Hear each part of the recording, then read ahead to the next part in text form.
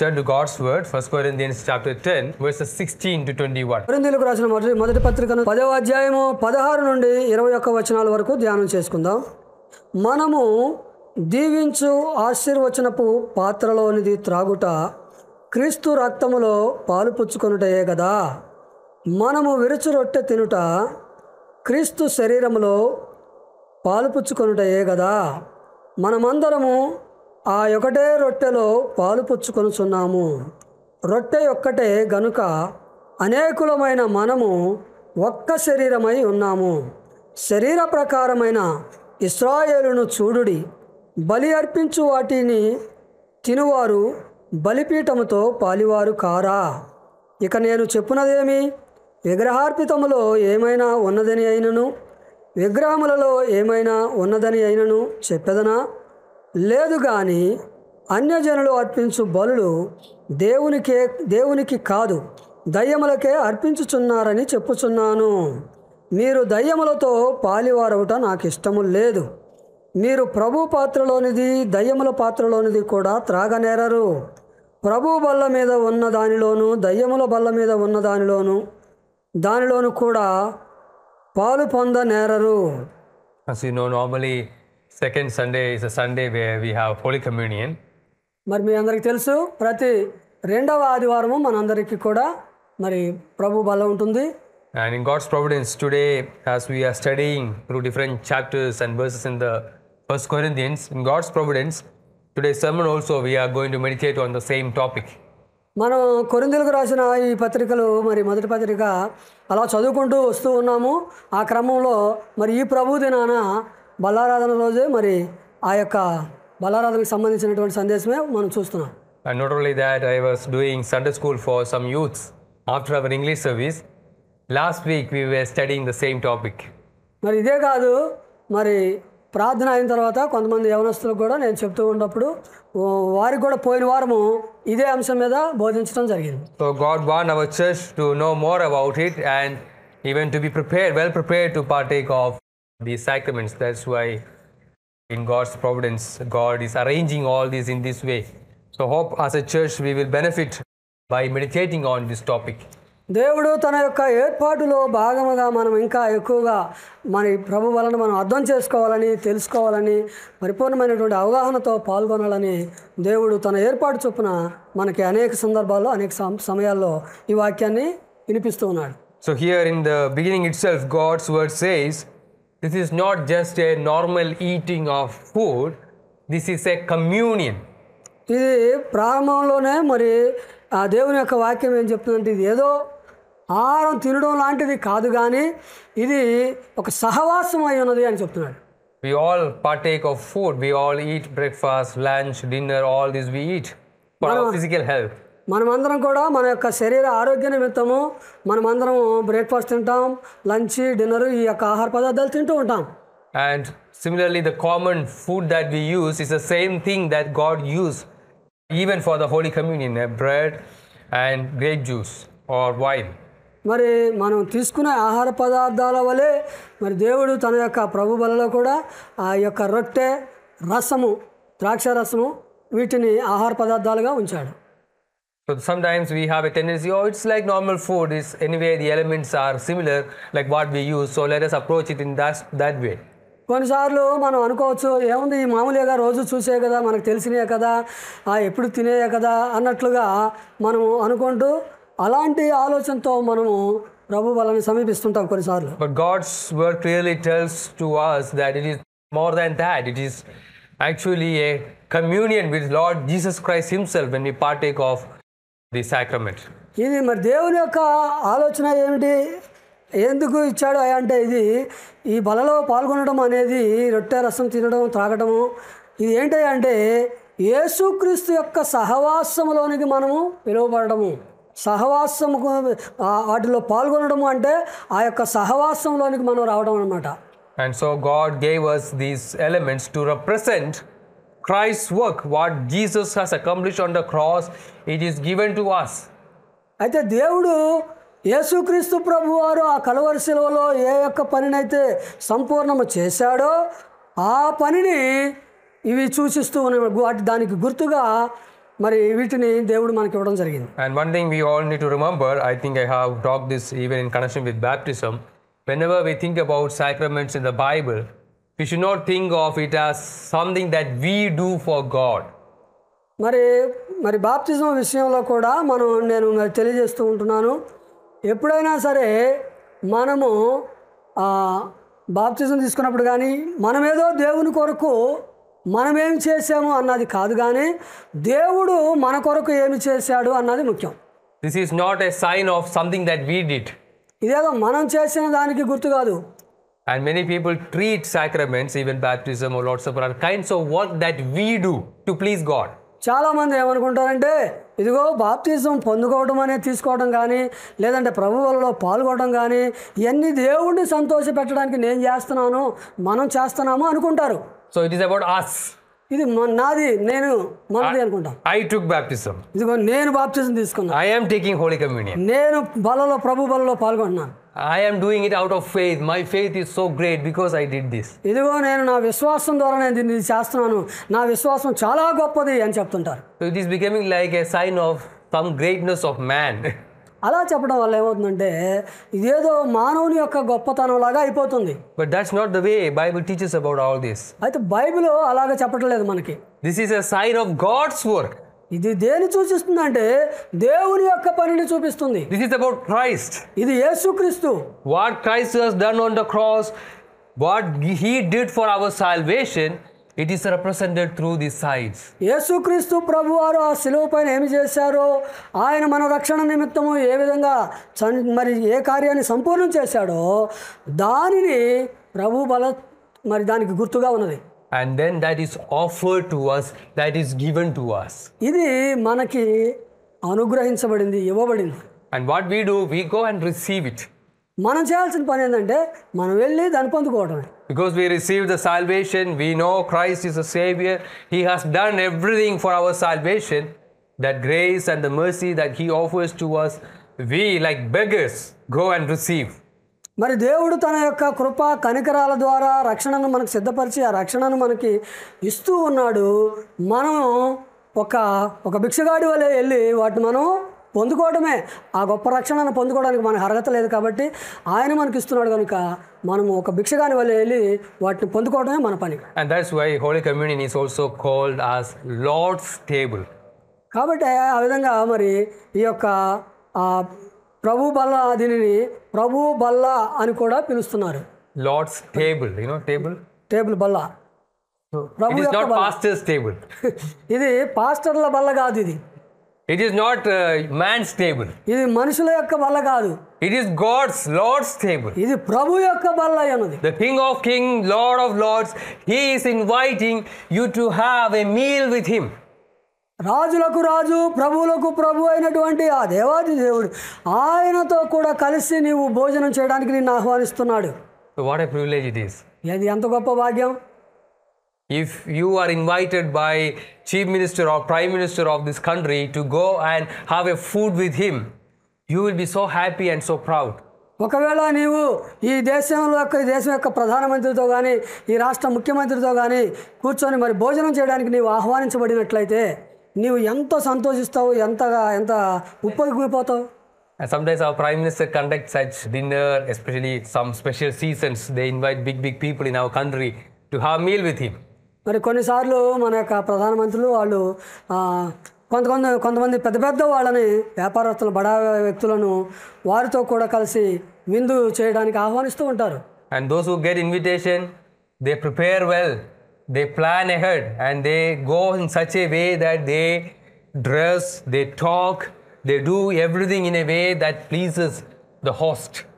ఎవరైతే ఆహ్వానించబడ్డారో వారు ఆ విందుకు వెళ్ళడానికి చాలా చక్కగా సిద్ధపడతారు, మంచి వస్త్రాలు ధరించుకుంటారు, చాలా గౌరవప్రదంగా ఎంతవరకు వారిని తాము మరి ఆ యొక్క ఆహ్వానించబడిన వాళ్ళు ఎంత మర్యాదగా వెళితే, ఎంత ఉన్నతంగా వెళితే వాళ్ళు సంతోషిస్తారో వాళ్ళు సంతోషపడే విధంగా వీళ్ళు సిద్ధపడి ఆ విధంగా వెళ్తారు అన్నమాట. We don't go there and offend the person who invited us.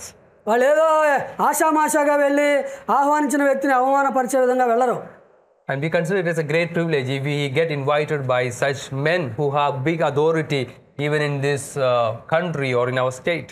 ఇంత గొప్ప అధికారం కలిగినటువంటి వ్యక్తితో కూడా కలిసి భోజనం చేయడము, ఆ విందులో పాల్గొనడం అనేది ఇది గొప్ప మర్యాదకరమైనటువంటి పని కాబట్టి మరి దాన్ని వాళ్ళు మర్యాదకరంగా నడుచుకుంటారు. You know, to partake in Lord's table, it is even a greater privilege than that. మీకు తెలుసా, మరి ప్రభు యొక్క బలలో పాల్గొనడము అనేది ఒక ప్రధానమంత్రితో విందులో పాల్గొన్న దానికంటే కూడా గొప్పది. Because who is inviting us to have communion? ఈ సహవాసానికి, ఈ విందుకు మనల్ని ఆహ్వానిస్తుంది ఎవరు? He is the King of Kings, Lord of Lords, who is controlling everything in this world, who is our creator. మన యొక్క సృష్టికర్త అయినటువంటి రాజులకు రాజు, ప్రభువులకు ప్రభు, ఈ యొక్క ప్రపంచం మొత్తాన్ని కూడా మరి ఎవరైతే కంట్రోల్ చేస్తున్నారో ఆ ప్రభువులకు ప్రభు మనల్ని ఆహ్వానిస్తున్నాడు. So don't worry even if the Prime Minister don't invite you. ఒకవేళ ప్రైమ్ మినిస్టర్ గారు మిమ్మల్ని ఆహ్వానించకపోయినా మీరేమి బాధపడాల్సిన పని లేదు. We have a greater communion and a greater table prepared by Lord himself, and he invites us to have communion with him. మనకి గొప్ప మరి సమూహంగా సహవాసం కలిగి మరి ప్రభు సిద్ధపరిచినటువంటి బల్ల ఉన్నది కనుక మనమందరం కూడా ఆయనతో కూడా సహవాసం కలుగుటకు వద్దాం. So it's his table and he invites those who are not worthy to come and have communion with him. ఇది ఆయన యొక్క బల్ల అయి ఉన్నది. ఆ బల్ల కొరకు, ఆ సహవాసం కొరకు ఆయన ఎవరైతే నమ్మదగిన వారు కాదో అటువంటి వారిని ఆయన ఆహ్వానిస్తున్నారు. I already said the leaders of this world, when they invite those who are doing well, those who are rich and powerful. Such people are invited. నేను ముందుగానే చెప్పాను, ఈ దేశంలో ఉన్నటువంటి నాయకులు, సంపన్నులైన వారిని ఆహ్వానిస్తే ఎలాంటి వారిని ఆహ్వానిస్తారు? వారితో సమాన హోదా కలిగిన వారు, మంచి సంపద కలిగిన వారు, ధనవంతులైన వారిని, అలాంటి వారిని మాత్రమే వారు విందుకు ఆహ్వానిస్తారు. But when God invites us, he invites us who are terrible sinners, who are enemies, who are poor, who have no right to stand in front of God. మరి దేవుడు మనల్ని ఆహ్వానించేటప్పుడు మరి మనము ఆయన దగ్గరికి ఏమాత్రం రావడానికి కూడా అర్హత లేని వారము, ఏ మంచి లేని వారము, మనం పేదరికంలో దారిద్ర్యంలో ఉన్నవారము, అలాంటి మనలను ఆయన ఆహ్వానిస్తున్నాడు. We look at ourselves. ఒకసారి మనం చూసుకోండి, పరీక్షించుకోండి. We are enemies of God. మనం దేవునికి శత్రువులమై ఉన్నాం. We commit lot of sin. అనేకమైనటువంటి పాపాలు మనం చేస్తున్నాం. We offend him. ఆయన గాయపరుస్తూ ఉన్నాం, బాధపరుస్తున్నాం. Still he invites us. అయినా కూడా ఆయన మనలను ఆహ్వానిస్తూ ఉన్నాడు. He gives us his privilege. ఆ యొక్క ధన్యతను మనకి ఇస్తున్నాడు. To have real communion with him. ఆయనతో కూడా నిజమైనటువంటి సహవాసం కలిగి ఉండడానికి అవకాశం ఇస్తున్నాడు. So this table, it's really Lord's table, and we are given this great privilege to have communion with him. ఇది ప్రభు యొక్క బల్ల. ఈ బల్లను సమీపించడం అనేది, ఆ సహవాసం కలిగి ఉండడం అనేది, అది ఆయన ద్వారా మనకు అనుగ్రహించబడుతుంది. And what are the elements that God appointed for this table? ఈ యొక్క టేబుల్లో, ఈ బల్లలో ఉన్న వస్తువులు ఏంటి? Those are signs that also points to Christ's work. అక్కడ ఉన్నవి యేసుక్రీస్తు పనిని చూపించడానికి గుర్తులై ఉన్నవి. And I think you all know what are the two elements in the Holy Communion. Holi కమ్యూనియన్లో ఉన్నటువంటి ఈ యొక్క రెండు ఎలిమెంట్స్ ఏంటో మరి మీ అందరికి చాలా తెలుసు. Bread and the cup or the wine. ఏంటి అయ్యా ఈ రెండు అంటే? రొట్టె మరియు ద్రాక్షారసం. And they represent Christ's body and Christ's blood. ఇవి, ఈ రొట్టె ద్రాక్షారసము దేనికి సాదృశ్యంగా ఉన్నాయంటే క్రీస్తు శరీరమునకు, క్రీస్తు రక్తమునకు సాదృశ్యంగా ఉన్నాయి. And we know how significant it is, Christ's body and blood, for our Christian belief and even for the gospel. క్రైస్తవ విశ్వాసమునకు యేసుక్రీస్తు యొక్క శరీరము, రక్తము ఎంత ప్రాముఖ్యమైనవో మరి సువార్తకు కూడా ఎంత అవసరమో మనకు తెలుసు. You know, if God don't have body and blood, we don't have salvation. నీకు తెలుసా, ఒకవేళ దేవునికి శరీరము, రక్తము లేకపోయినట్లయితే మనకి రక్షణ లేదు. In order to save us, God sent his son and he took human form. He had body and blood, and his body and blood was shed and broken on the cross for our salvation. మరి మనలను రక్షించుటకు దేవుడు తన కుమారుడైన యేసుక్రీస్తును పంపించారు. ఆయనకు ఒక శరీరమును ధరింపజేసి దాని రక్తమునిచ్చి దాని ద్వారా ఆయన పంపించినప్పుడు ఆ రక్తమును ఆయన చిందించాడు మన రక్షణ నిమిత్తము. So it's very important for our salvation. కాబట్టి మన రక్షణకు శరీరము, రక్తము చాలా ప్రాముఖ్యం. Because that's the only way that we can be right with God. ఎందుకంటే ఆ విధంగా మాత్రమే మనము దేవునితో సరి అయిన సహవాసం కలిగి ఉండగలం. All those who are sinners, we are all worthy of death. మనమందరం కూడా పాపులముగా మనము మరి మరణించడానికి యోగ్యమై ఉన్నాం. But God had mercy on us. అయితే దేవుడు మన మీద తన కనికరమును కలిగి చూపుతున్నాడు. So God sent His Son. He took human flesh and lived in this earth, and He died on the cross. His body was broken on the cross. His blood was shed on the cross for our salvation.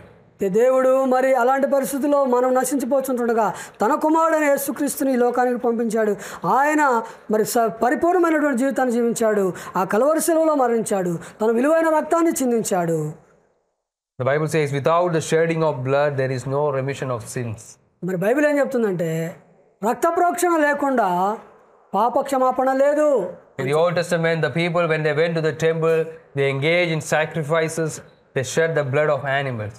పాత నిబంధనలో చూసినట్లయితే ఆ ప్రజలు వారు దేవాలయానికి వెళ్ళి అక్కడ జంతువులను బలిగా అర్పించి జంతువుల యొక్క రక్తమును చిందిస్తూ ఉండేవారు. And all that pointed to the great coming of Lord Jesus Christ, where He will come and His body will be broken. His blood will be shed as an ultimate sacrifice for our salvation. ఆ దినాల్లో వారు అర్పిస్తున్నటువంటి ఆ బలులన్నీ కూడా రాబో మెస్సయ్య యేసుక్రీస్తు యొక్క మరి యేసుక్రీస్తుకు సాదృశ్యముగా ఉన్నవి. ఒకరోజు మెస్సయ్య వస్తాడు, ఆయన తన శరీరం నలగొట్టబడుతుంది, తన రక్తము చిందించబడుతుంది అని దానికి గుర్తుగా ఈ జంతు బలులు ఉండేవన్నమాట. So Christ's death, it is for me and for you.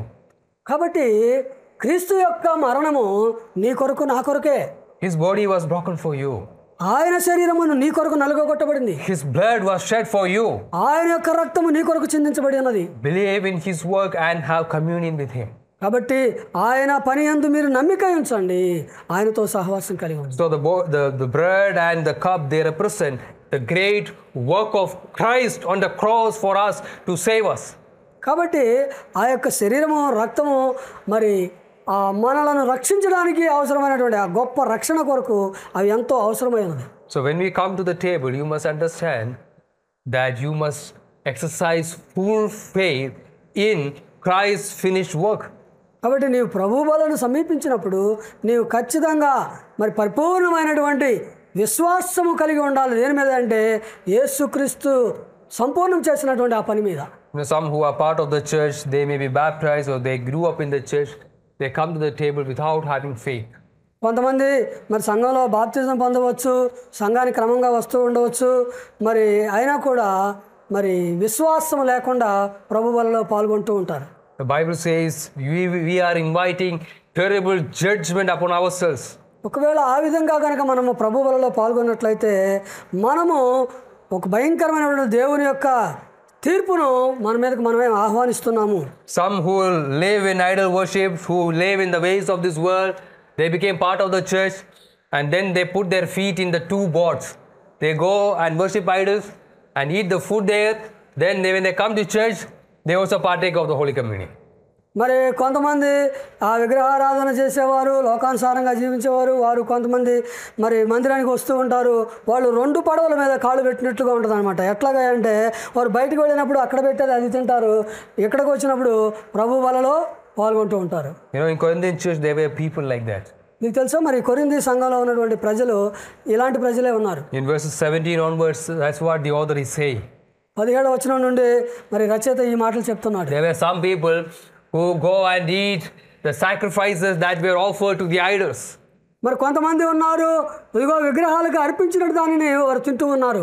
When they come to the church, వారు సంఘానికి వచ్చినప్పుడు then they partake of these elements also. అలాగే వారు ప్రభు యొక్క బలలో కూడా వారు పాల్గొంటున్నారు. Paul is saying great judgment is awaiting such men. పౌలు చెప్తున్నాడు అలాంటి వారి మీద దేవుని యొక్క గొప్ప తీర్పు రాబోతుంది అని. And when we go and partake of what is offered to the idols, we are having communion with their gods and goddesses. ఒకవేళ మనం బయటకు వెళ్ళి విగ్రహాలకు అర్పించినటువంటి దానిని తినడం ద్వారా, అందులో పాల్గొనడం ద్వారా మనము ఆ విధంగా ఆ బలలో పాల్గొన్న వారం అవుతాం. And that's why Paul says in verse 21, when we partake of their food, we are partaking of even the devil himself. అందుకే Verse 21, he cannot drink the cup of the Lord and the cup of the devils. He cannot be partakers of the Lord's table and of the table of devils. 21వ వచనము, మీరు ప్రభు పాత్రలోనిది దయ్యముల పాత్రలోనిది కూడా త్రాగనేరరు. ప్రభు బల్ల మీద ఉన్న దానిలోను దయ్యముల బల్ల మీద ఉన్న దానిలోను కూడా పాలు పొందనేరరు. In verse 18, the second part says, when we partake of the sacrifice, we are participating in the sacrifice of the altar. But by doing that, we are having communion with the devil himself. మరి 18వ వచనం రెండో భాగంలో చూసినట్లయితే బలి అర్పించిన వాటిని తినువారు బలిపీఠముతో పాలివారు కారా అని ఉంది. కాబట్టి అలా చేయటం వలన మనము విగ్రహాలకు అర్పించిన వాటిని తినేవారంగా అవుతాం. So in a way, when we engage in idol worship, when we go and bow down to their idols, their food, religious offer to the gods and goddesses to please them as sacrifice, we are indeed partaking and having communion with devil. కాబట్టి ఆ విధంగా మనము బయటకు వెళ్ళి విగ్రహాలకు అర్పించిన దానిని తినడం ద్వారా ఆ యొక్క పనిలో పాల్గొనడం ద్వారా మరి వాటికి అర్పించిన దానిని తినడం ద్వారా ఆ యొక్క దయ్యముల యొక్క బలలో దానిని మనము తినిన వారముగా అవుతాం. And Paul is saying you cannot have both. కాబట్టి పౌలు ఏమన్నాడంటే మీరు ఈ రెండింటిలో చేయడానికి వీలు లేదు అంటున్నాడు. You cannot have communion with devil and communion with God at the same time. మీరు ప్రభువు బలలోనిది దయ్యముల పాత్రలోనిది ఒకేసారి త్రాగడానికి వీలు లేదు అంటున్నాడు. You cannot partake of the food that is offered to idols and then also partake of the Holy Communion. అట్లాగే నీవు విగ్రహాలకు అర్పించిన దానిని తినడం అదే సమయంలో ప్రభు బలలో పాల్గొనడము ఇవి చేయకూడదు అని చెప్తున్నాడు. Some who are not really convicted of the Christian faith and the gospel, sometimes they continue in that way. మరి కొంతమంది పూర్తిగా ఈ యొక్క విశ్వాసంలోని పరిపూర్ణంగా మార్పు చెందకుండా ఉన్నవారు వారు ఈ విధంగా రెండు పడవల మీద ఉన్నట్లుగా ఉంటుంటారు. They love to hear about Christ. వారు యేసుక్రీస్తు గురించి వినడానికి మరి ఇష్టంగా ఉంటారు, ప్రేమగా They love to have fellowship with Christians. అట్లాగే క్రైస్తవులతో ఇతర క్రైస్తవులతో సహవాసం కలిగి ఉండడానికి ఇష్టపడతారు. And they love to even come to church. వారు సంఘానికి రావడానికి కూడా సంఘాన్ని కూడా ప్రేమిస్తారు. Because they think that okay, many are praying to Jesus, they are getting healing, they are becoming rich, they are getting educated, things are changing. So why can't I also go and pray to Jesus? వాళ్ళు ఏమనుకుంటారంటే అయ్యో చాలామంది వెళ్తున్నారు, అక్కడికి వెళ్ళి చక్కగా స్వస్థతలు పొందుతున్నారు, లేకపోతే ఉద్యోగాలు తెచ్చుకుంటున్నారు, మంచి మంచి ఉన్నతంగా ఉంటున్నారు, కాబట్టి నేను కూడా అక్కడికి ఎందుకు వెళ్ళి ఆశీర్వదించబడకూడదు అన్న ఆలోచనతో వస్తారు. Anyway, I am already trying with many gods and goddesses. ఎందుకంటే నేను కూడా బాగుపడాలని అభివృద్ధి చెందాలని అనేకమైనటువంటి దేవుళ్ళ దగ్గర ప్రయత్నం చేస్తూ ఉన్నాను. I don't mind having one more. Let me go and try Jesus also. ఎంతోమంది దేవతలను పూజిస్తున్నాం కదా, ఇంకొక దేవుడు అయినటువంటి యేసు ప్రభుని కూడా పూజిద్దాం అన్నట్టుగా అనుకుంటారు. So they are putting their feet in everywhere. వారు వాళ్ళ యొక్క పాదాలు ప్రతి చోట వాళ్ళు వెళ్తూ ఉంటారు అన్నమాట. They are totally unstable. వారు అస్థిరమైన వారు. They don't know the truth really. వారికి నిజమైనటువంటి సత్యం తెలీదు.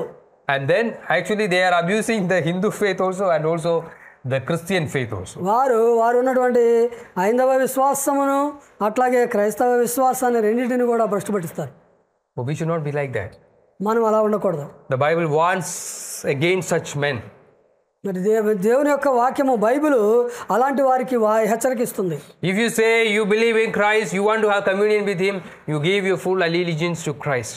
ఒకవేళ నీవు యేసు ప్రభువుని నమ్ముతున్నాను, యేసు ప్రభువుని నీవు విశ్వసిస్తున్నావు అని చెప్పినట్లయితే నీవు కంప్లీట్గా పరిపూర్ణంగా మరి యేసు ప్రభువునందే విశ్వాసం కలిగి ఉండాలి. Throw away all your false religions, past background, all that. నీ యొక్క పాత మత సిద్ధాంతాలను గతించిన దాన్ని అంతటిని కూడా విడిచిపెట్టేయాలి. In early church they had to face this. ఆదిమ సంఘము దీనిని ఎదుర్కోవాల్సి వచ్చింది. They were living in a culture like ours now. వారు కూడా ఈరోజు మనం ఉన్నటువంటి కల్చర్ ఇలాంటి సంస్కృతి వారు కలిగి ఉన్నారు. They had so many gods and goddesses. ఆ దినాల్లో వాళ్ళకు కూడా చాలా మంది దేవతలను పిలువబడేవారు ఉన్నారు. They had sacrifices. వారు బలులు అర్పిస్తున్నారు. They had special food offered to the temple and they pray and give. వారు దేవాలయాలలో ప్రత్యేకమైనటువంటి ఆహారాలు సిద్ధపరిచి ఆ దేవతలకు అర్పించి వాటిని ఇస్తూ ఉండేవారు. But Paul was telling them, warning them, no, you cannot do that. You must come and partake of only the Lord's table. And it is only through that you will have real sanctifying grace and salvation. అయితే పౌలు మాత్రము మరి సంఘానికి ఏమని హెచ్చరిస్తున్నాడు అంటే, మీరు అలా చేయడానికి వీలు లేదు. నీవు ప్రభు బలలో మాత్రమే పాల్గొన్నట్లయితే నీవు నిజముగా నీవు శుద్ధి చేయబడతావు, నీవు పరిశుద్ధంగా మార్చబడతావు అని చెప్తున్నాడు. It is only Christ who shed his body and blood for us. ఎందుకంటే యేసుక్రీస్తు మాత్రమే తన యొక్క రక్తాన్ని చిందించి తన యొక్క శరీరాన్ని నలగొట్టుకుంది మన కొరకు. యేసు ప్రభు ఒక్కడే. All other gods and goddesses, they may be able to give you food. అనేక మంది దేవుళ్ళు దేవతలు అనేవాళ్ళు నీకు భోజనం ఇవ్వచ్చు. You may be able to offer prayers. వారికి నువ్వు ప్రార్థన చేయొచ్చు. But they haven't done anything which really solves the problem of sin. అయితే నిజముగా నీకున్నటువంటి పాపపు సమస్య నుండి పరిష్కారానికి అవసరమైంది దేవుళ్ళు దేవతలు అనే వాళ్ళు ఎవరు ఏం చేయలేదు. You may get some happiness and satisfaction by going there. ఒకవేళ అక్కడికి వెళ్ళడం ద్వారా నీకు కొంత సంతృప్తి కలగవచ్చు.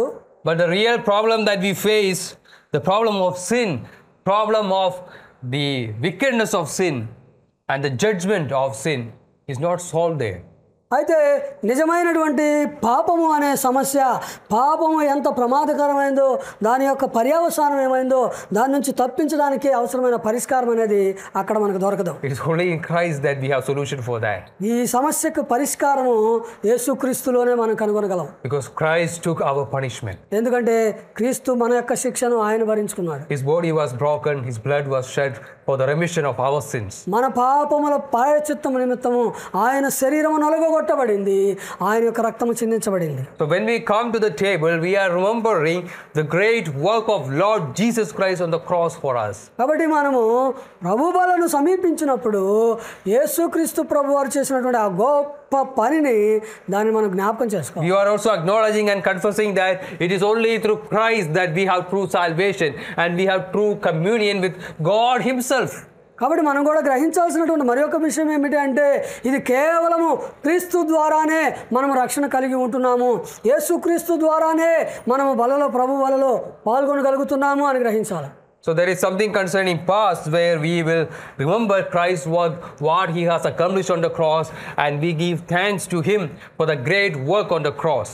గడిచిన కాలంలో మరి ప్రభువారు మన నిమిత్తం ఏమి చేశాడో ఆ కలవరి శిలువలో జరిగినటువంటి ఆ శిలువ కార్యాన్ని మనం జ్ఞాపకం చేసుకోవాలి, వాటిని బట్టి దేవుని కృతజ్ఞతలు తెలియజేయాలి. But Holy Communion is more than just remembering the past, what Jesus has done on the cross. అయితే ఈ హోలీ కమ్యూనియన్ అనేది కేవలం యేసు ప్రభువారు ఏం చేశారో దాన్ని జ్ఞాపకం చేసుకోవడమే కాదు, కానీ here when Paul is talking about all this, he is not only talking about the past, he is saying now we have communion with Christ. It has some present realities. ఇప్పుడు ఏదో గడిచిన కాలంలో జరిగిన దాని గురించి చెప్పట్లేదు, కానీ ఇప్పుడు ప్రస్తుతము గురించి మరి వాస్తవ పరిస్థితుల గురించి ఆయన చెప్తున్నాడు. So when we come to the table, you had the opportunity to have communion with Christ's body and blood even now. కాబట్టి నీవు ప్రభు బలను సమీపించినప్పుడు నీవు ఆ యొక్క క్రీస్తు యొక్క శరీరంలోను క్రీస్తు రక్తంలోను పాలిభాగస్తుడు కావడానికి ఇప్పుడు కూడా అవకాశం ఉన్నది. So that's why sometimes we use the term, it is a means of grace for us. కాబట్టి దానికి మరి మన కొరకు దేవుడు తన కృప ద్వారా అనుగ్రహించాడు అని ఈ పదాన్ని మనం వాడుతుంటాం. It is a spiritual food that the Lord gives to us to strengthen us, to nourish us.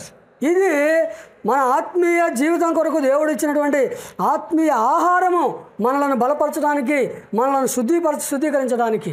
So when we come partake in the right manner, the Lord will bless us and sanctify us and provide the grace that we require to live in this world, fighting against devil, to grow in Christ. కాబట్టి మనము పరిపూర్ణమైనటువంటి అవగాహనతో మరి ప్రభు బలను సమీపించినప్పుడు ఆ విధంగా మనము మన జీవితంలో అనుదిన జీవితంలో ఎదురయ్యే అపవాది కార్యాలు శోధనలను జయించడానికి అవసరమైనటువంటి శక్తిని మనం పొందుకుంటాం. So it is important for our sanctification. కాబట్టి మనం పరిశుద్ధపరచబడడానికి ఇది చాలా అవసరం. It is important for our spiritual walk. మన యొక్క ఆత్మీయ సంబంధమైన యుద్ధానికి ఇది అవసరం. So when we come to the table, we have to understand that this is something that the Lord has asked us to do. The Lord has promised his grace through this communion, and we must prepare and partake of it with reverence and with understanding. కాబట్టి ప్రభు బలను సమీపించేటప్పుడు మనం గుర్తుపెట్టుకోవాలంటే ఇది దేవుడు మనకి చేయమని ఆజ్ఞాపించినటువంటి పని అయి ఉన్నది. కాబట్టి మరి గౌరవ మర్యాదలతో మనము ఆ యొక్క బలలో పాల్గొనవలసిన వారమే. Some people when they become believers, కొంతమంది విశ్వాసులైన తర్వాత they say, oh, I believe in Lord Jesus, I like to read the Bible. వారు ఏమంటారంటే నేను యేసు ప్రభువుని ఇష్టపడతాను, దేవుని యొక్క వాక్యాన్ని చదవడానికి కూడా ఇష్టపడతాను అంటారు. And we ask, what about church? Are you going to any church? మరి అమ్మ మరి ఏ సంఘానికి వెళ్తున్నావు, ఏదైనా సంఘానికి వెళ్తున్నావా అని అడిగితే No, I don't want to go. లేదు లేదు నేను వెళ్ళడానికి ఇష్టపడలేదు అంటారు. And then they have 1,000 reasons why they don't go. మరి ఎందుకు వెళ్ళరమ్మా అంటే 1000 కారణాలు చెప్తారు. I don't like the pastor. నాకు ఆ పాస్టర్ గారు అంటే ఇష్టం లేదు. I don't like the people there. అక్కడ ఉన్న ప్రజలంటే నాకు ఇష్టం లేదు. It is so far from my house. అది మాకు మా ఇంటి దగ్గర నుంచి చాలా దూరం. And in house, Sunday, we have a lot of things to do. ఈ ఇంట్లో ఆదివారం వస్తే చాలా పనులు ఉంటున్నాయి. And there is one church nearby, but you know, the service is so long. If I go there, the pastor is preaching so long. దగ్గరలో ఒక సంఘం ఉంది కానీ అక్కడ కూడా ఒకవేళ ఆడికి వెళ్తే ఆ పాస్టర్ గారు చాలా గంటల ప్రసంగం చేస్తాడు. Oh, in some churches, the music is not good. కొన్ని సంఘాల్లో మరి మ్యూజిక్ బాగుంటలేదు అని చెప్తారు. Oh, they will bring thousands of reasons not to go. ఆ వెళ్ళకుండా ఉండడానికి అవసరమైనటువంటి కొన్ని 100,000 కారణాలు చెప్తారు అట్లా. Oh, I love Jesus. But చివరికి ఏం చెప్తారంటే యేసుని నేను ప్రేమిస్తున్నానంట. Oh, I am a believer. నేను విశ్వాసిని. But I don't want to go to church. అయితే నేను సంఘానికి వెళ్ళడానికి ఇష్టపడను. You know what they are saying? వాళ్ళు ఏం చెప్తున్నారు మీకు తెలుసా? They love Jesus, but they don't want to do what Jesus told us to do. వాళ్ళు దేవుడిని ప్రేమిస్తున్నారు కానీ యేసు ప్రభు వారు ఏం చెబుతున్నాడో అది చేయడానికి వాళ్ళు ఇష్టపడతారు. They don't want to hear God's word every Lord's day. మరి వాళ్ళు దేవుని యొక్క వాక్యాన్ని ప్రతి ప్రభు దినాన్ని వినడానికి, విశ్రాంతి దినాన్ని వినడానికి They ఇష్టపడతారు. are not bothered whether they are partaking of Holy Communion or not. వారు ప్రభు బలలో పాల్గొంటున్నారా లేదా దాని గురించి కూడా వాళ్ళు చింతించరు. They are so proud.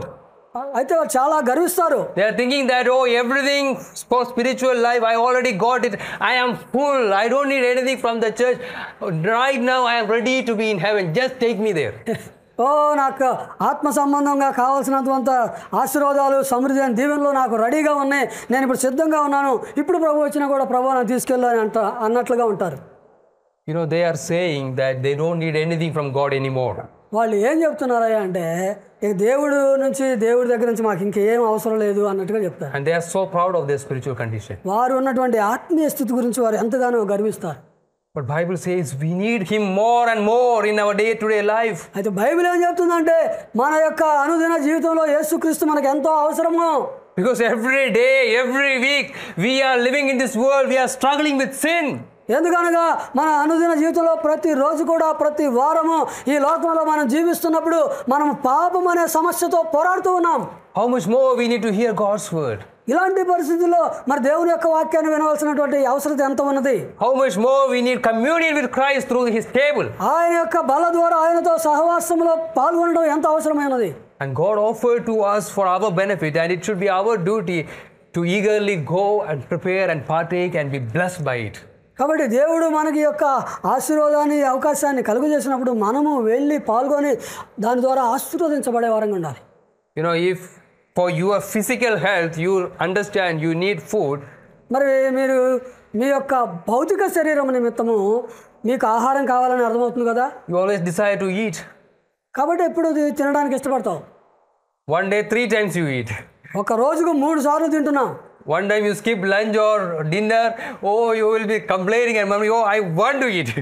ఒకవేళ లంచో డిన్నరో చేయకపోతే ఇక దాని మీద సణుగుతూ ఉంటాము, అది నేను తినాలి అని అంటాము. And you are unsettled when you don't have physical food. ఒకవేళ నీకు భౌతికమైనటువంటి ఆహారం లేకపోయినట్లయితే నీవు సంతృప్తి కలిగి ఉండవు. Do you have unsettlement when you don't have spiritual food? మరి ఇలాంటి పరిస్థితుల్లో ఆత్మ సంబంధమైనటువంటి ఆహారమును తినకపోతే ఆ విధమైన అసంతృప్తి నీకు ఉంటుందా? Do you feel sad when you don't have opportunities to partake of the communion? అయ్యో ఒకవేళ ప్రభు బలలో పాల్గొనలేకపోతే, అయ్యో నేను పాల్గొనలేకపోయానే, ఈరోజు నాకు అవకాశం రాలేదే అని ఏమైనా నీవు చింతిస్తున్నావా, బాధపడుతున్నావా? Do you desire to have communion with Him? ఆయనతో నీవు ఆయన బలలో పాల్గొనడానికి ఆశ కలిగి ఉంటున్నావా? Oh, what a great privilege. The Lord is inviting us to have this spiritual food and communion with Him. And we should be happy and we should be rejoicing for such opportunities and prepare and come.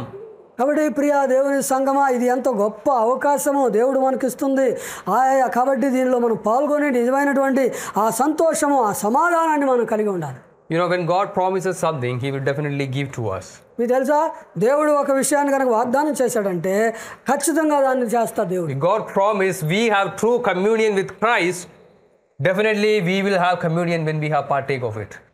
కాబట్టి దేవుడు మన క్రీస్తుతో కూడా నిజమైన సహవాసం మనం కలిగి ఉంటాము అని చెప్తున్నాడంటే ఖచ్చితంగా ఈ యొక్క బలలో మనం పాల్గొన్నప్పుడు దాన్ని మనం కలిగి ఉంటాం. God is not a fool. He said, okay, you take this sign, I will decide later whether I will give you or not. దేవుడు విధంగా ఏది చెప్పడు, ఏదో నువ్వు చెయ్యి తర్వాత అది నీకు ఇవ్వాలా లేదా నేను ఆలోచన చేస్తానని అట్లా చెప్పడం. If you properly by faith believing in Christ and his finished work, definitely he will do what he has promised. కాబట్టి నీవు కనుక సరి అయిన విధముగా ఆయన యొక్క శిలువ కార్యమందు నీవు పూర్తిగా నమ్మిక ఉంచి చేసినట్లయితే ఆయన నీకు ఏం చేస్తానన్నాడు అది చేస్తాడు ఖచ్చితంగా. Our duty is to approach it with by faith. మన యొక్క బాధ్యత ఏమిటంటే విశ్వాసము ద్వారా ప్రభు బలను సమీపించడం. Our duty is not to despise it. దాన్ని మనం తృణీకరించకూడదు. మనం Our duty is not to doubt his promises. మన యొక్క డ్యూటీ ఏంటంటే ఆయన వాగ్దానాల మీద సందేహం ఉండకూడదు. And Paul very clearly says, this is serious matter. This is spiritual food. You are having true communion with Christ, his body and blood. కాబట్టి పౌలు చాలా సీరియస్గా చెప్తూ ఉన్నాడు, ఇది ఆత్మ సంబంధానికి ఆత్మీయ అభివృద్ధికి చాలా అవసరం. కాబట్టి నీవు ఖచ్చితంగా ఆయన యొక్క శరీరము తిని ఆయన రక్తంలో నువ్వు పాల్గొనాలా. So as believers, we should be careful. We must approach this with faith, and we must approach with much thankfulness for what God has done and what God is doing in our life every day. కాబట్టి విశ్వాసులముగా మనము ఖచ్చితంగా విశ్వాసము ద్వారానే మనము ప్రభువులను సమీపించాలి. అట్లాగే విశ్వాసము ద్వారా ఆయన ఏమి చేస్తున్నాడో మన జీవితంలో మనం గ్రహించుకోవాలి. You know why Paul is so serious? Because we are having a spiritual communion. We are united with Christ and his body. మరి పౌలు ఎందుకు చెప్తున్నాడంటే ఈ మనము ఆత్మీయ సహవాసాన్ని కలిగి ఉంటున్నాము. మనము క్రీస్తు శరీరంలో ఏకమై ఉన్నాము, పాలిభాగస్థులమై ఉన్నాము. Once you believe in Lord Jesus Christ, you are united with Christ's body. నీవు యేసు ప్రభునందు విశ్వాసం ఉంచినప్పుడు నీవు క్రీస్తుతో కూడా ఏకమై ఉన్నావు. You don't belong to the devil. You don't belong to the world. నీవు అపవాదికి చెందిన వాడివి కాదు, నీవు ఈ లోకానికి చెందిన వాడవు కాదు.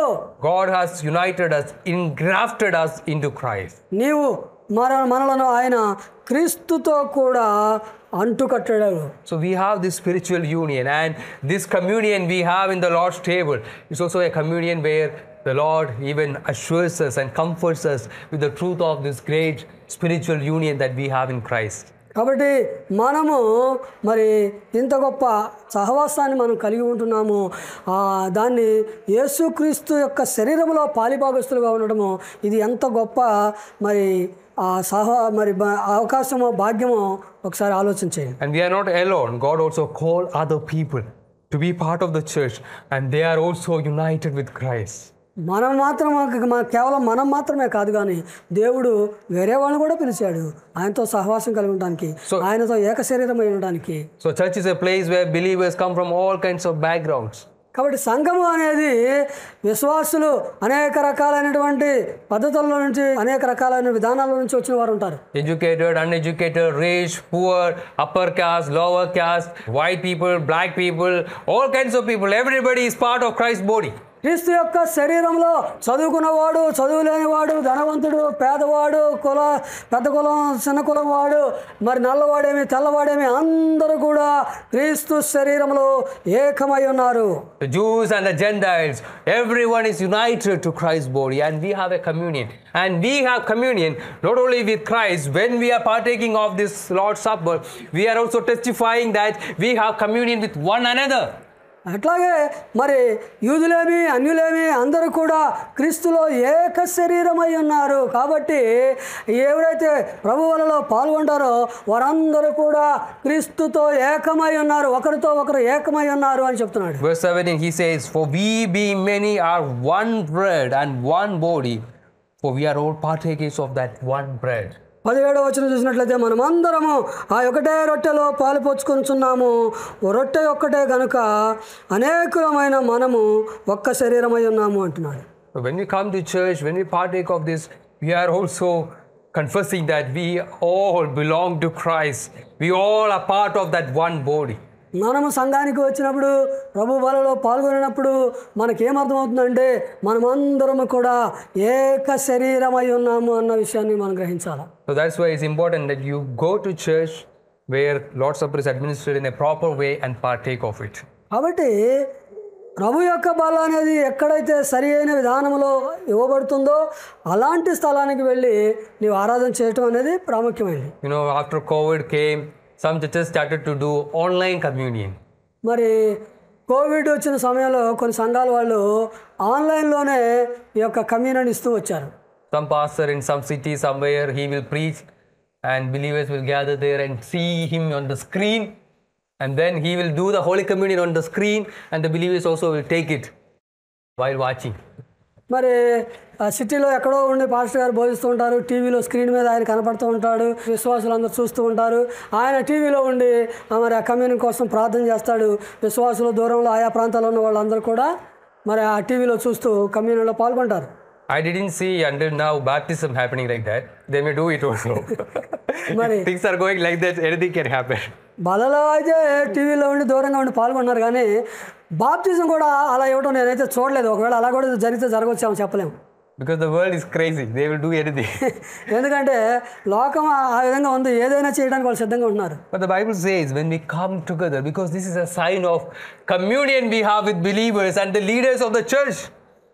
ఎందుకంటే మరి బైబిల్ ఏం చెప్తుందంటే మనము ఇది సంఘం యొక్క నాయకులు అందరూ కూడా ఆయన ఏక శరీరమై ఉన్నాము అని చెప్తుంది. There is no online communion. కాబట్టి ఆన్లైన్లో కమ్యూనియన్ అనేది లేదు.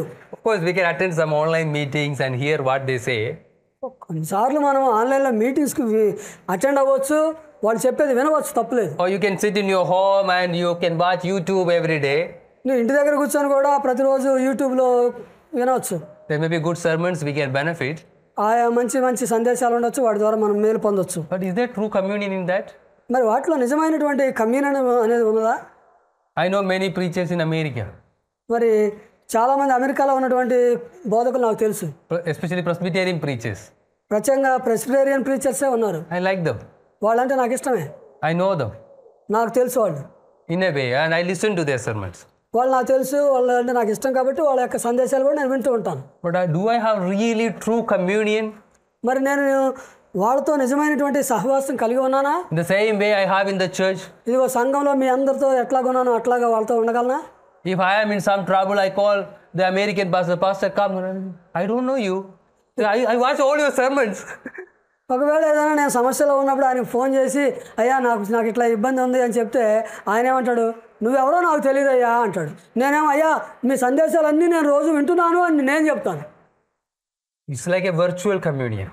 అది ఏమవుతుందంటే అది వర్చువల్గా ఆయా ప్రాంతాల్లో ఉండి దూరంగా ఉండి సహవాసం కలిగి ఉన్నట్టుగా ఉంటున్నాను. Of course, they are good servants. They are used by the Lord in the places where they serve.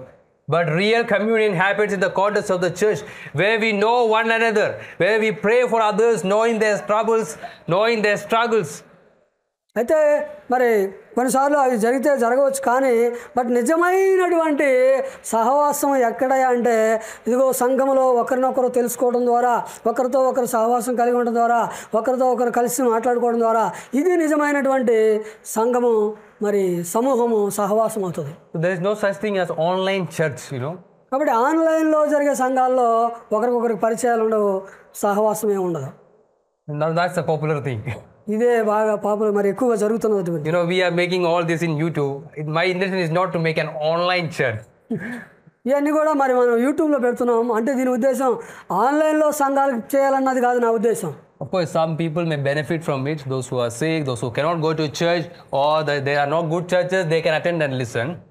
మరి కొంతమంది సంఘాలకి వెళ్ళలేని వారు ఉండొచ్చు, మరి అలాంటి వారు ఇంట్లోనే కూర్చొని విని వీటి ద్వారా ఆత్మీయంగా మేలు పొందొచ్చు.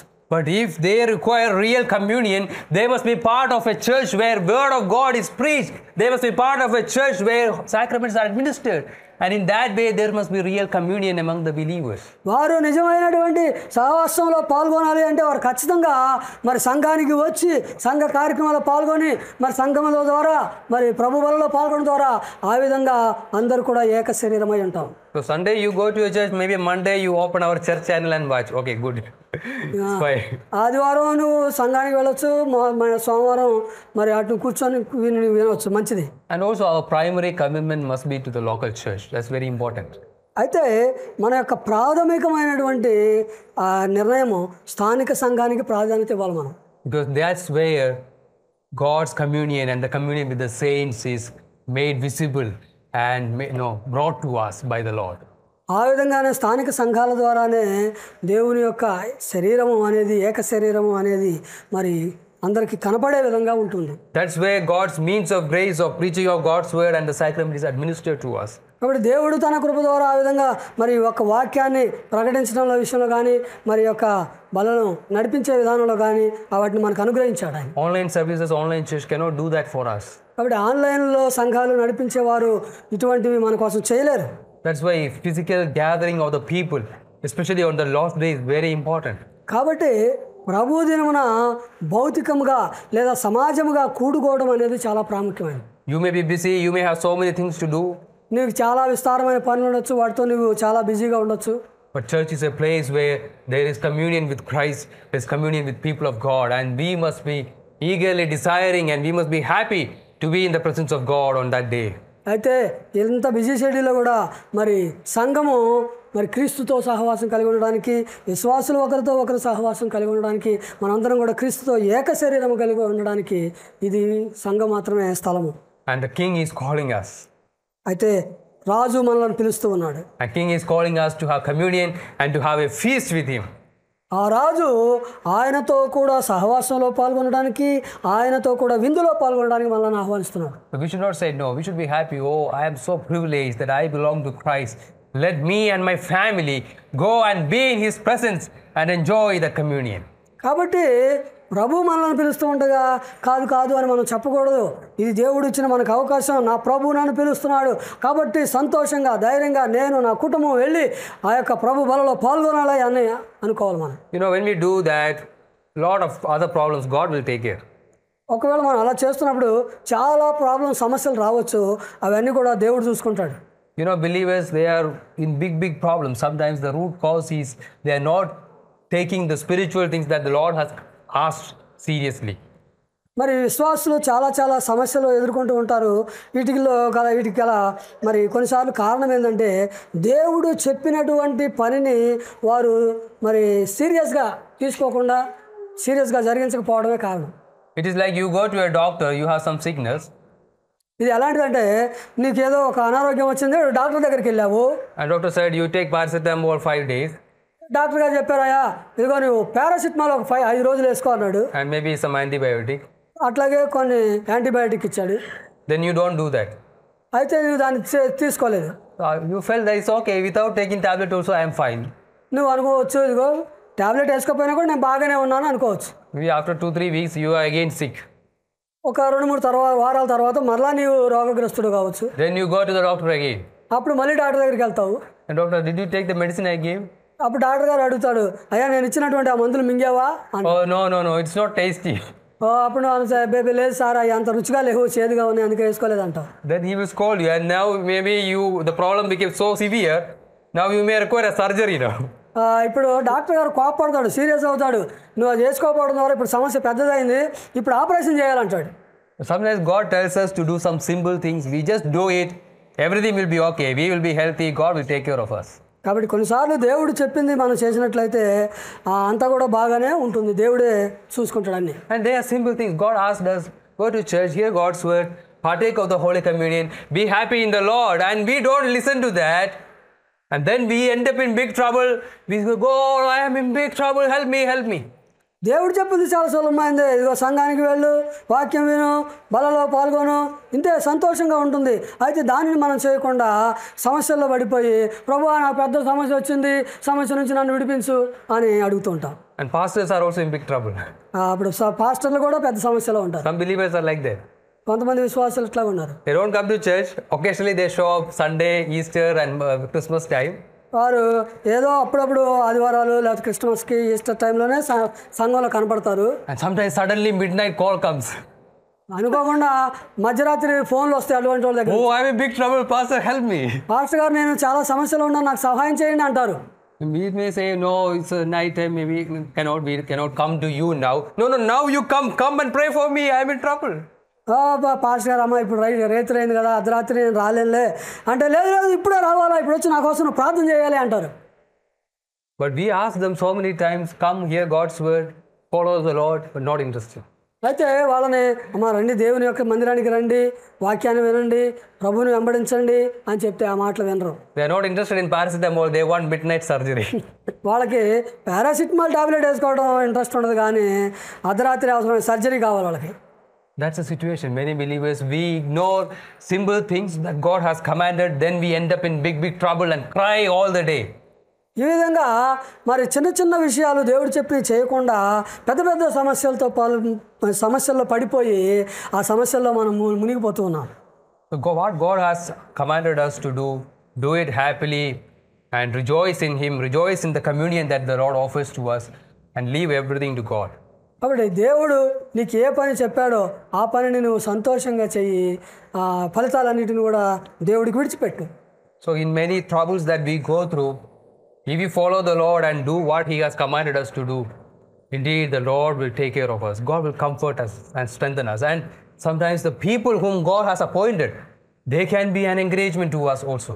కాబట్టి నీవు సమస్యల గుండా వెళ్తున్నట్లయితే నీవు దేవుడు సమస్యలు పరిష్కరిస్తాడు అని నమ్ము, దేవుడు చెప్పింది చేస్తూ ఉండు. కొన్నిసార్లు నీ చుట్టుపక్కల ఉన్నవారే వారి ద్వారానే దేవుడు నీకు సహాయం చేయించవచ్చు. So this table that the Lord has prepared, you may think that it is simple, but it's more than that. It is the King's table inviting us to have communion with Him.